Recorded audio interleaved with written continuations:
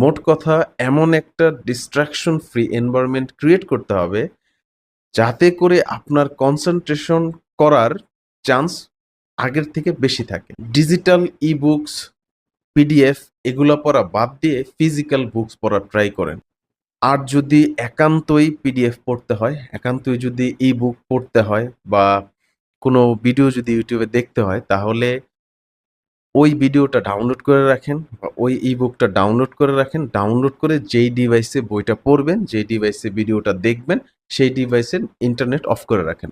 এর সাথে যেটা করতে হবে যে ভালো, ভালো হ্যাবিট বিল্ড করার ট্রাই করতে হবে। ভালো, ভালো হ্যাবিট গুলোকে আস্তে, আস্তে নিজের আয়ত্তে নিয়ে আসতে হবে। কারণ এতদিন তো আপনার সব খারাপ হ্যাবিট গুলো আপনি প্র্যাকটিস করে আসছেন। সো ভালো হ্যাবিট গুলাকে আস্তে, আস্তে প্র্যাকটিস করা শুরু করতে হবে। যেমন রেগুলার এক্সারসাইজ করা, রেগুলার হাঁটতে বের হওয়া, রেগুলার মেডিটেশন করা। পুরোনো ব্যাড হ্যাবিট গুলাকে আস্তে, আস্তে রিপ্লেস করতে হবে এই ভালো, ভালো হ্যাবিট গুলার সাথে।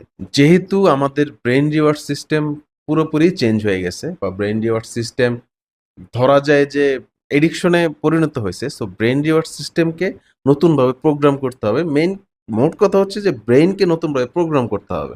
আগের ব্যাড হ্যাবিট গুলোর মাধ্যমে আসলে কি হইতো? আগে স্মার্টফোন ইউজ করার মাধ্যমে আপনার প্রচুর পরিমাণে ডোপামিন হিট হইতো। তো এখন নতুন যে হ্যাবিট গুলো আপনি ট্রাই করবেন, এগুলোর মাধ্যমে আসলে ওই পরিমাণ ডোপামিন হিট হয় না বা ওই পরিমাণ ডোপামিন রিলিজ হয় না। সো আপনার বিরক্ত লাগবে, আপনার টায়ার্ড ফিল হবে অনেক বেশি।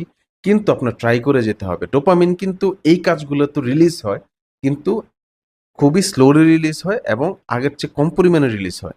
ইনস্ট্যান্ট ডোপামিন রিলিজ হওয়ার সিস্টেমটাকে চেঞ্জ করতে হবে।